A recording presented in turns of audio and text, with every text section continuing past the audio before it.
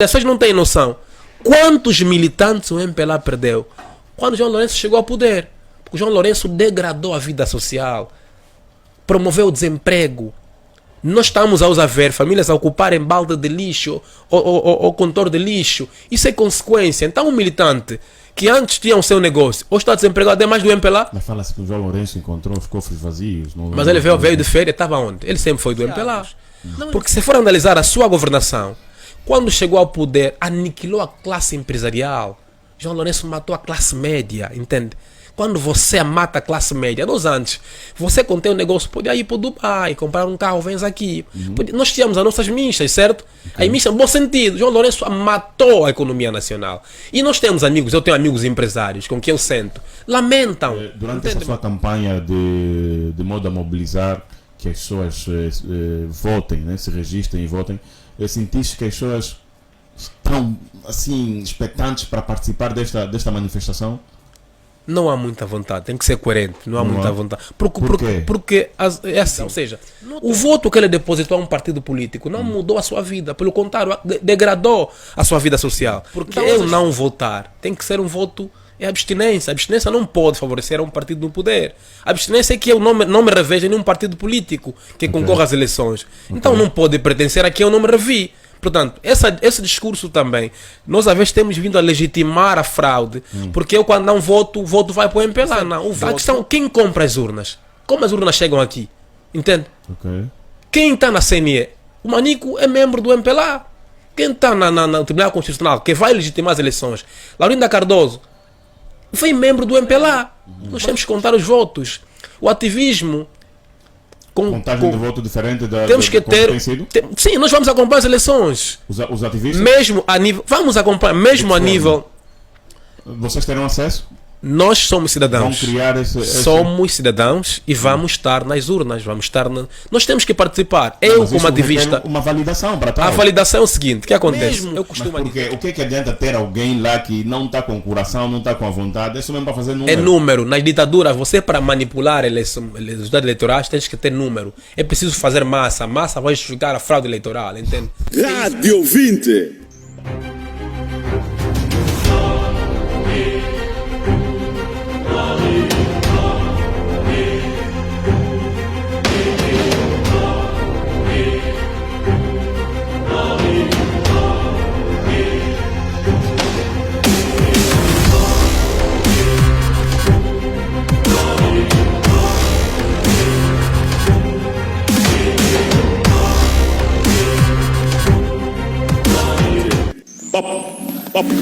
Papo reto. Ouvintes, portanto, boa noite. Sejam bem-vindos a mais uma entrevista na sua rádio. Hoje, quarta-feira, 6 de abril de 2022. 19h21 na rádio. Portanto, é mais uma edição do seu programa Papo Reto.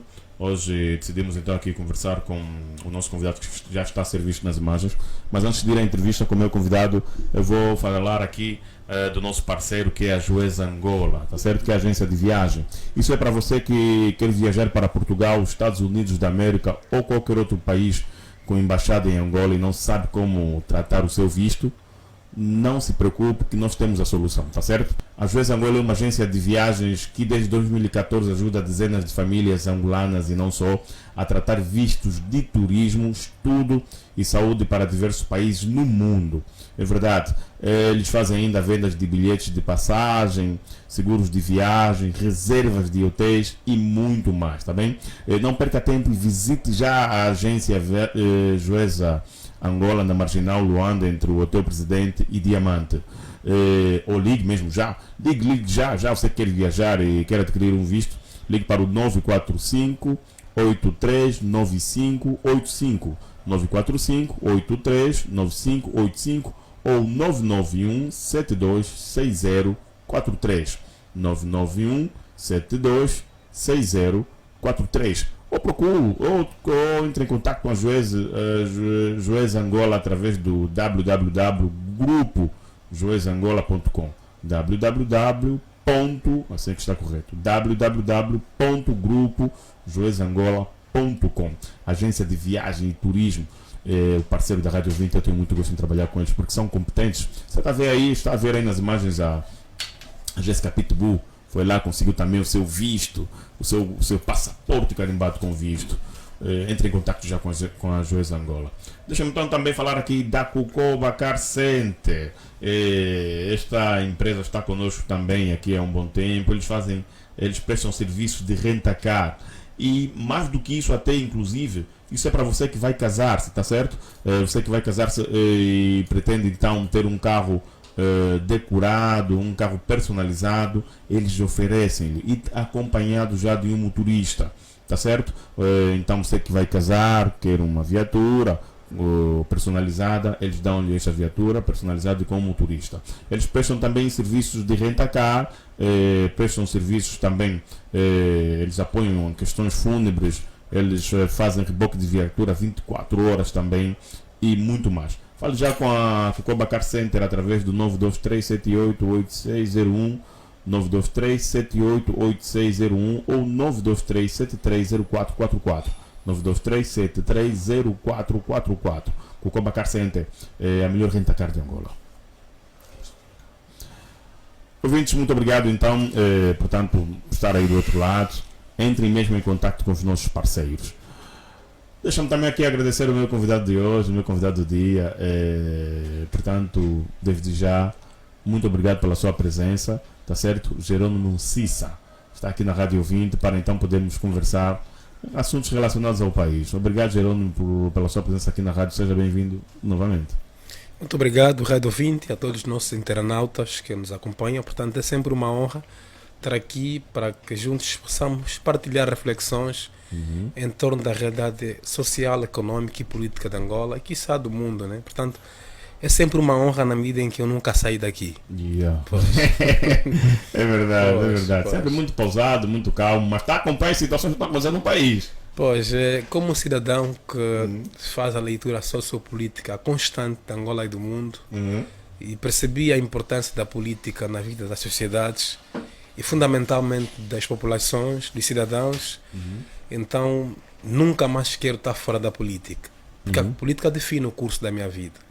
Okay. Portanto, essa razão de estar ligada a todos os fenómenos políticos constantes que ocorrem em Angola e no mundo. Ok, muito bom, muito forte, muito forte. Vamos começar assim. Os ativistas, isso foi o ano passado, né? Tiveram aí um número elevado de manifestações, reivindicações, e muito reclamavam nas redes sociais e de forma presencial. Mas hoje eu te faço a pergunta porque eu estive num debate e alguém perguntou, assim em forma de deboche: Isso é certo. cadê os ativistas? Onde é que andam os ativistas? Eu pus-me a pensar, realmente, esse ano ainda não houve qualquer situação que vos caracterize. Por exemplo, qualquer situação que nos desperte, que nós sabemos, são os ativistas. Então o que eu quero entender é o seguinte: cadê os ativistas? Pois, na verdade, nós estamos aqui. Entenda que a atividade do ativismo cívico não se circunscreve ou se limita substancialmente ou unicamente nas manifestações. O ativista é um ator da sociedade em que participa cotidianamente da atividade de desenvolvimento também econômico e social do país. Entretanto, nós entendemos que a nossa visibilidade não se pode limitar apenas quando eu vou à rua, porque hoje estamos a perceber que estamos no ano eleitoral. Há uma necessidade de eu, como ativista, ir mobilizar as pessoas a ir ao registro eleitoral, porque o poder se conquista mediante o sufrágio universal direito, que é na urna, né? E era importante que nós dessemos uma pausa, porque aliás nós estávamos a fazer pressão de acordo com o quinquênio governativo do João Lourenço. São 5 anos. E durante esses 5 anos nós fomos questionando, fomos fiscalizando, e com base o barômetro que é a pulsação ou impacto daquilo que são as políticas públicas que fomos vivendo, então fomos às ruas, né? Mas entenda que nós temos também que participar nas ações de Estado. Daí a necessidade de termos ido às ruas, termos ido aos mercados, nos autocarros, para sensibilizarmos as pessoas a se registrarem para que possam participar então nas eleições. Mas também há uma questão aqui a fazer nota. O ativismo em si não é uma atividade das ruas apenas. E sobretudo de consciencialização daquilo que é a promoção da cidadania. Porque ser cidadão não é apenas ir votar, está acima disso. Consiste na dualidade entre direitos e deveres. Ou seja, o cidadão é aquele que cumpre os deveres e também exige os seus direitos. Então era necessário que nós consciencializássemos a juventude, sobretudo aquela juventude ligada a nós, que reivindicava os direitos, porque eu já disse várias vezes aqui, muitos iam à rua, não sabiam porque que iam à rua. E nós tivemos que, não é? Eu falo nós, enquanto um CIS, enquanto amigos que eu tenho, no movimento, ir lá no terreno, falar com a juventude, falar com as mamães. Eu tenho andado nos autocarros a sensibilizar as pessoas a resistirem-se, porque hoje as pessoas têm uma resistência em ir aos guapos. Isso é importante para ti? É importante porque as pessoas precisam exercer esse direito de cidadania, né? Direito de votar, de escolher. Agora, embora eu notei uma resistência por parte das pessoas, porque sociologicamente, a sociologia política tem que se medir o impacto das políticas na vida das pessoas. Há uma resistência, houve naturalmente muita resistência, porque hoje o voto não se traduz na vida das pessoas. As pessoas votaram muitas vezes, mas nada mudou nas suas vidas. Ok, por isso há tanta gente que diz: eu não estou despreocupado com isso, eu não vou votar.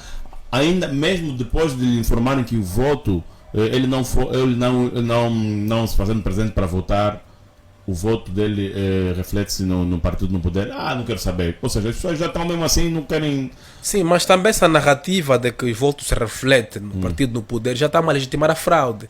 Porque eu não votar tem que ser um voto... É abstinência. A abstinência não pode favorecer um partido no poder.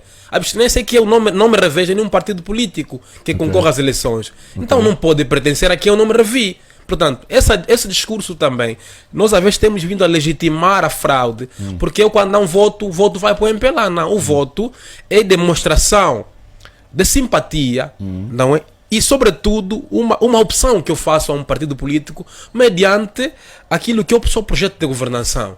Então se eu não escolhi ninguém, porque não vejo ninguém capaz de me governar de acordo com as minhas visões. E esse voto não pode ir a um partido político. Mas dizer que, né? 4 anos, 5 anos, uma manifestação dessa, você não participa. Mas estamos aí a reclamar todos. Entenda mas, de 7 a 8 partidos, nenhum te apresentou a melhor proposta. A sociologia eleitoral tem vindo a demonstrar que quando eu manifesto a minha vontade, escolho um partido político, o que vale aqui, mesmo que esse partido não vença as eleições, eu tenho que ter a confiança que a instituição que vai organizar as eleições, vai apurar resultados, respeitou a minha escolha, a minha vontade. E nós sabemos aqui quais, eu que falo aqui, tenho experiência eleitoral, conheço as manigâncias das manipulações que sempre ocorreram aqui. Né? Tanto mais que eu já escapei a morte por falar sobre essas questões, ameaças, captura e tudo mais. O que ocorre é que nós... Manipulações como? Então, se assim fosse, Cissa, desculpa te cortar, se assim fosse... Não, fica à vontade. Se assim fosse, o partido no poder não faria mais campanhas, não gastava dinheiro com isso, porque já no final de tudo vai manipular. Não, mas tem que olhar como é que o sistema controla os organismos de Estado. Quem está na CNE é do MPLA. Quem está no Tribunal Constitucional é do MPLA. Nós vamos às eleições agora, daqui de agosto ou setembro de 2022. Nós temos 4 televisões que estão na alçada pública.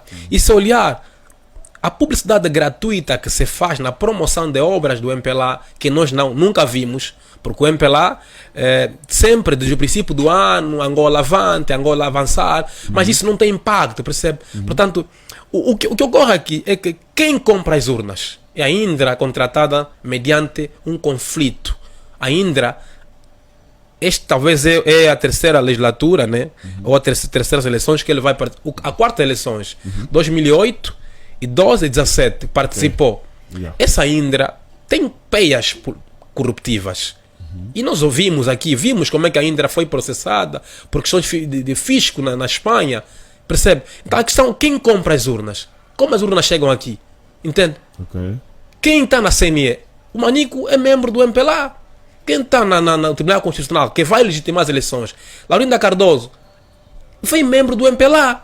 Mas o que nós temos aqui a apelar às pessoas, devem necessariamente participar desse processo. E depois, os ativistas, nós estamos aqui a criar políticas para termos um centro de escrutínio paralelo. Nós temos que contar os votos. O ativismo... Contagem de voto diferente da temos que ter...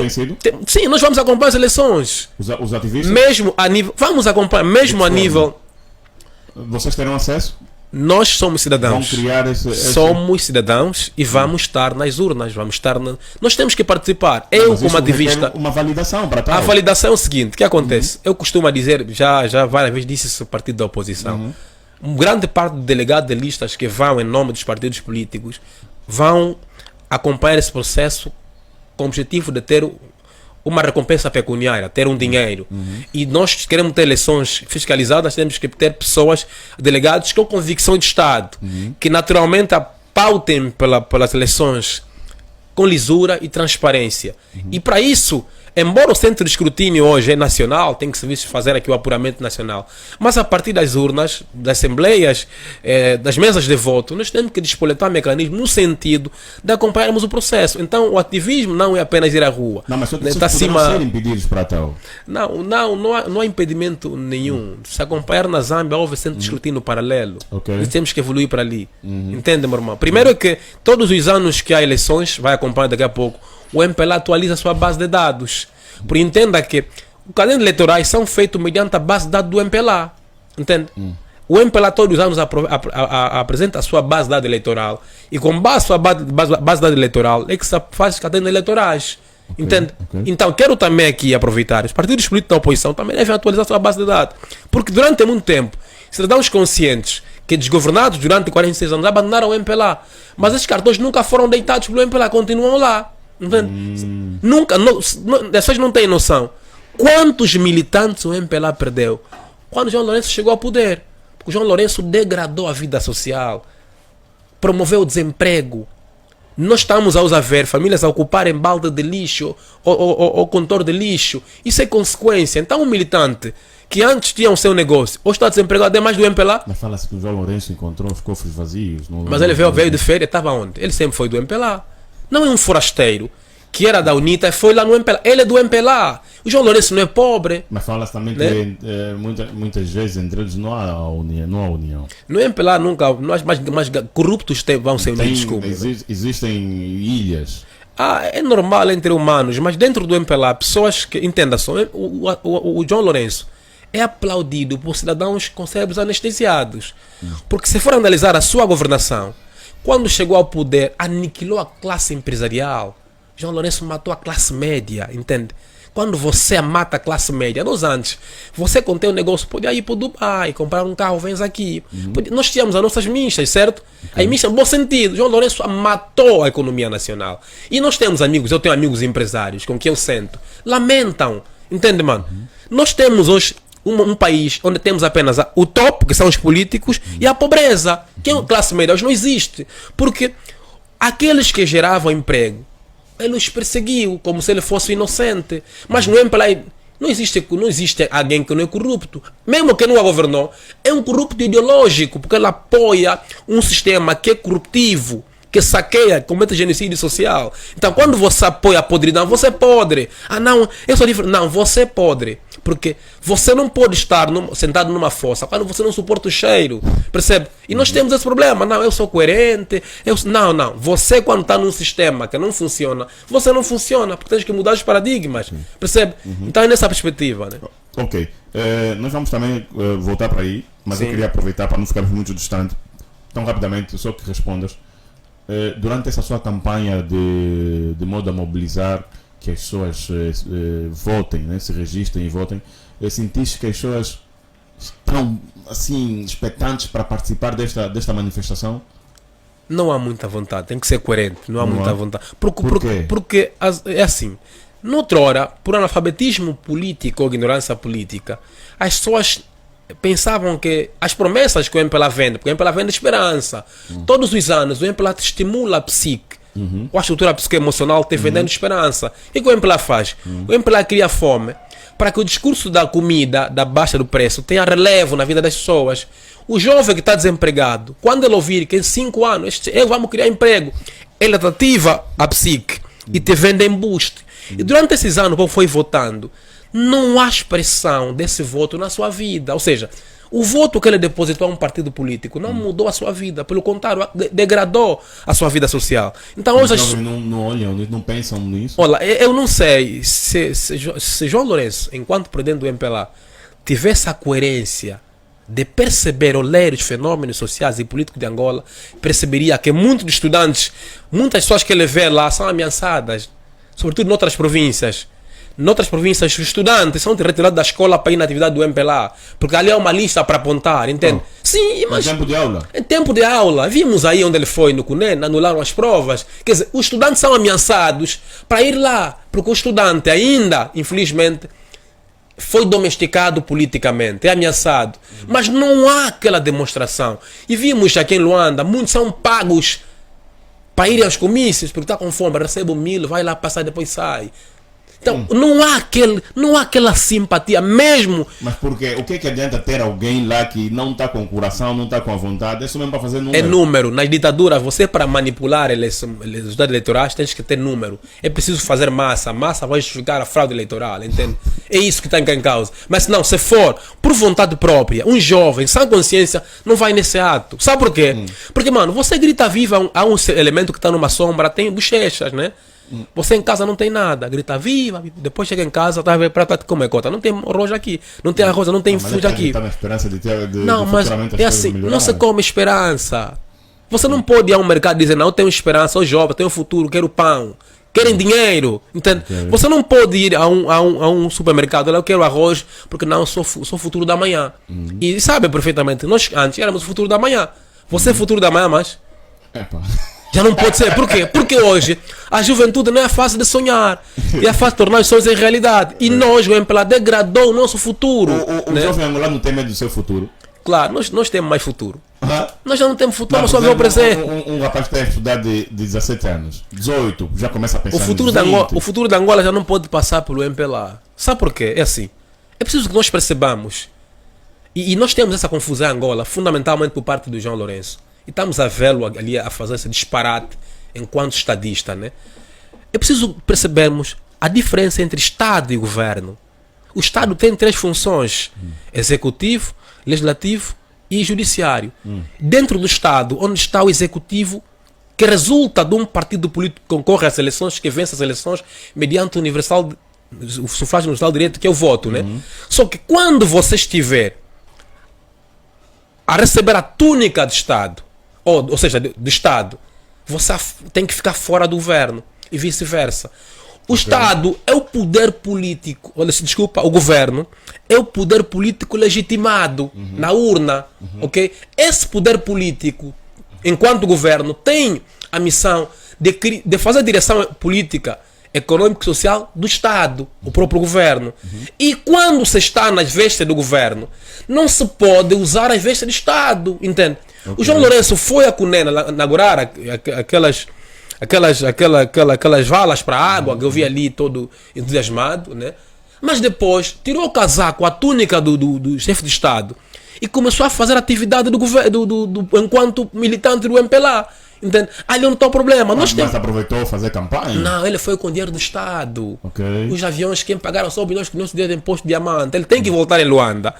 Vi vestir a túnica por dentro do MPLA, pagar com seu dinheiro do MPLA, só assim que ele vai a CUNEN para inaugurar sua sede. Okay. Porque ele, imagina, uma página que foi criada para publicitar a atividade de um estadista, presidente da República, hoje passa lá a atividade do MPLA. É promiscuidade, é mesquinice, é rasteirice. O nosso presidente da República não sei se tem assessores e só continua a errar elegantemente porque tem jovens que o aplaudem. E ali é onde é o maior problema. O maior problema que nós temos nesse país são os jovens que estudaram. Sabe por quê? Tu falas muito, aqueles jovens, aqueles que estudaram são um perigo para a sociedade. Sim, por que você defende isso? Há muita ignorância política. Uma coisa é você estudar história, geografia, contabilidade, direito, mas você não entende política. E assim, todo cidadão tem que perceber que ele deve exercer essa dualidade. Exigir direitos, ou seja, exigir direitos e cumprir deveres. Quando você está num organismo, mesmo social, político, você tem que conhecer o estatuto que regula o seu organismo. Ok. E assim como cidadão, você como cidadão deve conhecer a Constituição da República. E para você entender a Constituição da República, não precisa de hermenêutica jurídica, basta ler. Então não é possível um cidadão que estudou, todos os meses, ele que trabalha, é descontado o imposto sobre rendimento de trabalho. Todos os meses, ele desconta o imposto sobre rendimento de Esse trabalho. imposto se reflete em quem na nossa vida. Nada. Dinheiro, Entende? não, É dinheiro. imposto é dinheiro. Você sofre desconto Essa todos margem, os... Se calhar há pessoas aí que estão a sofrer esse desconto do IRT.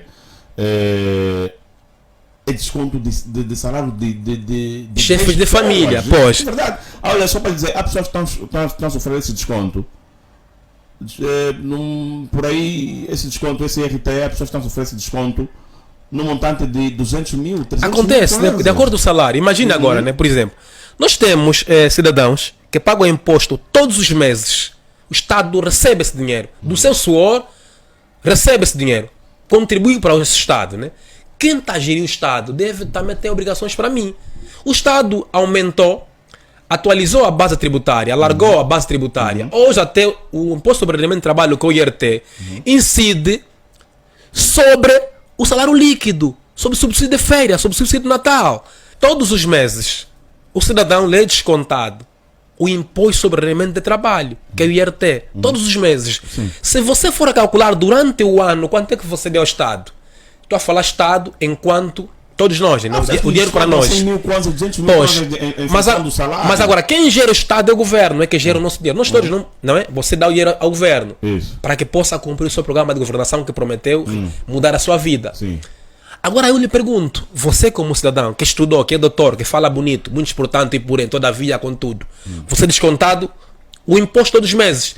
O que é que você exige para esse governo que te governa?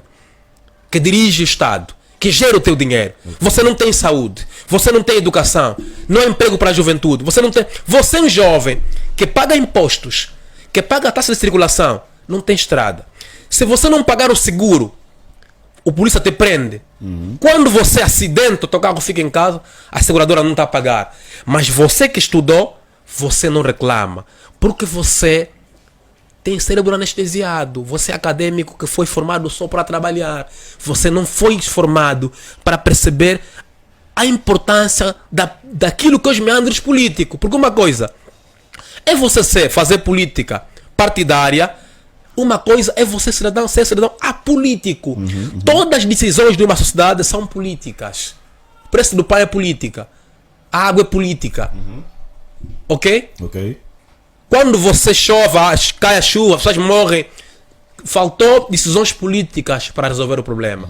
Então nós não estamos fora da política. Agora o meu problema, nós os acadêmicos em Angola, somos medrosos. Nós não fazemos o exercício filosófico reflexivo para perguntarmos porquê das coisas. Quem não? Mas tem. Quem não questiona, permita-me só terminar. Quem não faz o exercício filosófico da sua realidade, não sabe a causa profunda das coisas. E quem não pergunta porquê das coisas, nunca vai perceber os fenômenos à sua volta. E nós temos jovens aqui que vivem sob efeito de manada. É só seguir bala. Está num partido político que é o MPLA, ele não pode reclamar. Porque ele entende, o facto de ser do MPLA deve sonegar os seus direitos. Não! Você cumpre, enquanto unidade do MPLA, você paga impostos, paga taxa, paga não sei o quê. Você cobra aqui ao seu partido. Mas fala-se né? muito de bloqueio. Os jovens Não. temem isso. As pessoas Não. temem isso. O único medo que um cidadão formado deve sentir é o medo de sentir medo. Repito, o único medo que um cidadão formado deve sentir é o medo de sentir medo. Quando você começar a sentir medo, você bloqueia a razão. E quem bloqueia a razão age sem racionalidade. Daí, nós, os jovens, não importa qual é o partido que vai ao poder, ou qual é o partido que vai governar Angola, mas nós precisamos ganhar a consciência de cidadão. O cidadão questiona, participa, cobra. Quem não questiona é povo. O povo é só número. O chamado sujeito de quantidade, não sujeito de qualidade. O sujeito de qualidade é aquele que percebe os seus direitos. Tivemos aqui no nosso off, né? Também Certo. aprendi contigo, você disse que existem dois tipos de ativista, o cívico e o social. Tão rapidamente, só para nós entendermos, qual é a diferença entre um e o outro? Na verdade, tem sido uma miscelânea quanto a esses textos, ou esses conceitos, desculpa. É importante que nós desmistifiquemos aqui os conceitos. O ativista social é aquele ligado à comunidade para atividades de filantropia, doações, formações. Na verdade, é mais ligado à caridade, promoção de valores morais e cívicos dentro da sua comunidade. O ativista cívico é um elemento que está versado para a mudança de paradigmas, fundamentalmente na luta pelos direitos humanos, na luta pela cidadania, na luta pela promoção de valores democráticos, de direito. Este elemento, a sua abordagem é mais versada à política. São esses que vão às manifestações? São esses manifestações. Um ativista social também pode ir, pode se rever numa questão. O ativista cívico faz disso a sua filosofia de vida e lê fenômenos políticos. O ativista social pode apenas ser um doador, um que dá palestra nas crianças, nas comunidades, sobre questões muito mais sociais. E hoje temos, aqui em Angola, temos mais ativistas cívicos ou sociais? Nós temos, geralmente os ativistas sociais estão mais ligados a essas associações juvenis, doações, filantropia. Os ativistas cívicos estão mais ligados a ONGs, elementos que lutam, que defendem direitos, como o Human Rights Watch, por exemplo, como era o Rafael Marques, quando era ativista, não sei agora sei quem, mas quando era ativista, por exemplo, defendia, lutava contra a corrupção. O ativista cívico é um elemento mais versado a questões de Estado, de uma perspectiva política, ou sociopolítica, socioeconômica. O ativista social está mais versado a questões sociais. Não sei se as pessoas me vão perceber, mas é preciso que nós destrincemos esses conceitos para que depois não se confunda. Muitos pensam que ativista social ele é ativista cívico. É preciso se posicionar. Porque o ativista cívico é um elemento muito versado ao conhecimento. É um gajo de uma dimensão transcendental e transversal do ponto de vista do conhecimento. Por exemplo, um ativista cívico deve conhecer a sua Constituição. Acompanha a aprovação das leis. Os cívicos aqui, a maioria conhece. Acompanha, com as devidas aspas, nem são todos, né? Não posso ser taxativo, mas grande parte, porque nós temos tido formações.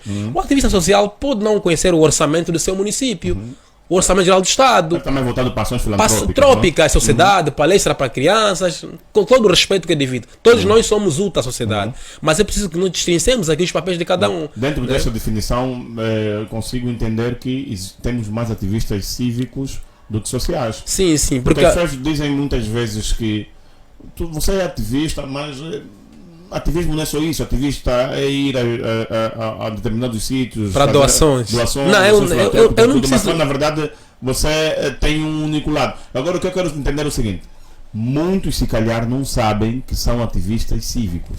Eu até vou publicar um livro, né? mês após mês eu vou publicar uma obra relativamente a muitas questões inerentes a isso.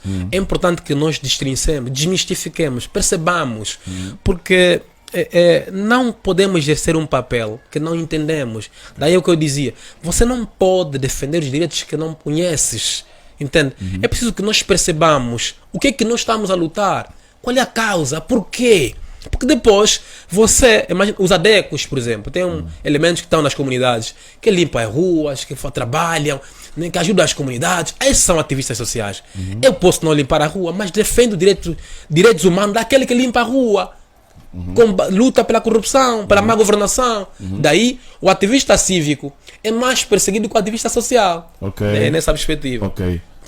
Cissa, estamos quase no final do nosso programa. Daqui a pouco começam aí as campanhas eleitorais, né? E determinados partidos da oposição hão de certamente querer fazer campanha. Como é que você espera que os órgãos de comunicação pública se comportem diante disso? Na verdade, a maior preocupação para mim é esta. Nós temos uma TPA que anda aos caprichos do MPLA, Zimbo, agora vem a ZAP. Que defendi quando aqueles elementos da ZAP foram expulsos. Eu fiz um vídeo que critiquei A ZAP também vai estar nisso? Sim, a ZAP agora está na esfera pública. Entretanto, todo esse manancial da comunicação social vai estar na alçada do Estado. No Estado, quando falo Estado, do poder político, né? Que manipula as instituições. E nós vemos que os nossos jornalistas, há muito que abdicaram da ética, da isenção, de rigor na informação. Vamos ter mais daquelas campanhas em que o tempo de antena vai existir, vai-se simulativamente se cumprir o tempo de antena, mas depois haverá um partido político, que é o MPLA, como sempre, que vai ter publicidade todo dia. Das obras que nós não vemos, do PIME que não avançou, que não está a pitar, nem PIMPIPI estamos a ver, mas vai passar ali, porque é habitual. Agora, entendam que hoje as redes sociais têm muita força, né? Eu ando com o telefone na mão, que é a minha TV, e consigo mensurar até que ponto eu atingi meus objetivos enquanto público-alvo. Então, eu vejo uma campanha política como da mesmice. Okay. Da mesmice, né? Da mesmice, sim. Ok, porque estamos no final do nosso programa. Eu quero que no próximo programa você volte aqui para falar sobre o atendimento público, porque você partilhou um vídeo, né? Ou alguém partilhou, que viralizou num hospital, no Hospital Geral de Luanda. Exatamente. Né? Sim. E você reclamava o atendimento. Como é que nós temos várias instituições públicas, nós temos as conservatórias, as identificações, hospitais públicos. Essa gente atende-nos como se estivesse a nos fazer um favor. Foi isso que você reclamou. Pois. Por quê? O médico cubano não estava o médico, o senhor Henriques, com todas as aspas. Eu teria até fotografia da escala, não se fez presente. Eu estava no banco de urgência da ortopedia, havia pessoas feridas, pessoas sangrarem, e não havia médico. Quem estava a coordenar o banco, o supervisor, era um enfermeiro também recém-integrado, né? E quando lá cheguei, com meu irmão doente, me atenderam das 20, me atenderam às 0, e eu reclamei, a polícia vinham. Mas entenda, a atitude do polícia não é porque ele está a defender o Estado, ele está a defender o governo, a ditadura, a má governação. É o seu emprego. Não, emprego de quê? Emprego é garantir que eu exerça os meus direitos. Porque o grande problema que nós temos, isso que eu falava na outra hora, é fundamental que as pessoas percebam os seus direitos. Essa informação, ele sabe. Ele deve ter, Tá porque ele é polícia do Estado, ele tem que perceber que aquele é uma unidade sanitária. E nós temos do artigo 77 da Constituição da República, eu tenho direito à assistência médica e sanitária. Eu, quando vou a um hospital, onde esse hospital se mantém com o meu imposto, com o dinheiro do petróleo, diamante, que é nosso, eu devo ser atendido. E eu via sangue, um jovem que acidentou, estava a sangrar no pênis, né? Amarraram a ligadura, está a dizer vai para casa, volta amanhã. Havia uma senhora com ferro sentado, com uma bebê a sangrar, muito sangue no banco de urgência. E eu entendi fazer a denúncia para a ministra e para fundamentalmente o presidente da República, que dizem que está a melhorar a saúde. O polícia vem e está a me amedrontar, quer me prender.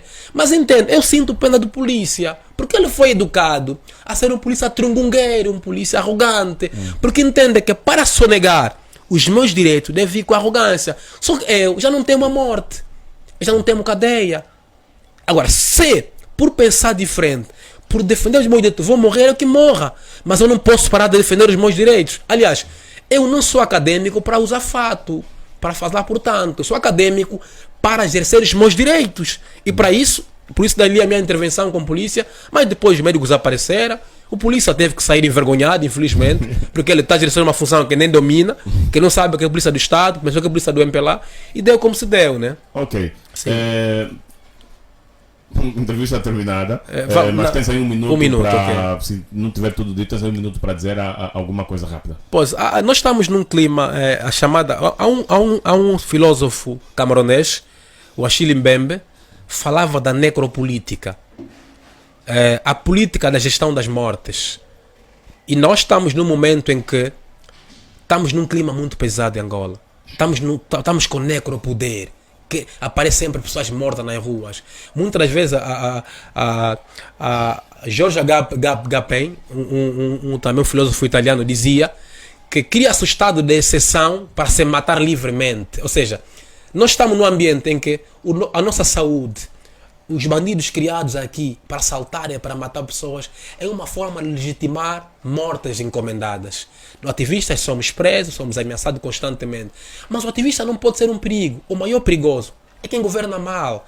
O maior perigoso é o corrupto, que rouba o dinheiro de todos e leva fora. Eu, como ativista, sou auxiliar direto de quem governa. Porque o bajulador não tem capacidade de dizer o que está errado. Mas eu digo, está mal. E o político inteligente deve perceber o valor da crítica. Mas nós hoje criou-se um ambiente para se matar livremente. Assaltos, já acontece pessoas mortas na rua. É uma forma, quando não matarem Cissa, São bandidos que eles assaltaram. Mas é necropolítica, uma forma que se encontrou para legalizar a morte das pessoas. Queremos apelar, nós não vamos parar. No dia 9, sábado, vamos estar na rua para exigir a libertação política dos nossos irmãos Tanais Neutro, Luther King e tantos outros em Cabinda que foram presos por exercerem os seus direitos. Né? Muito obrigado a todos. Jerônimo Cissa, como sempre, pensar e fazer pensar. Perfeito. Jerônimo Cissa aqui na Rádio 20, muito obrigado pela sua presença. Como eu havia dito, vais voltar daqui a mais alguns meses ou semanas para falarmos sobre atendimento público. Ouvintes, muito obrigado pela vossa presença e audiência. Jerônimo, obrigado pela sua presença também. Tive muito gosto em tê-los do outro lado. Técnica e seleção musical do programa Milton Júnior, Honório José nas imagens. Paulo Negrão falou para todos vocês, ouvintes. Boa noite. Até já.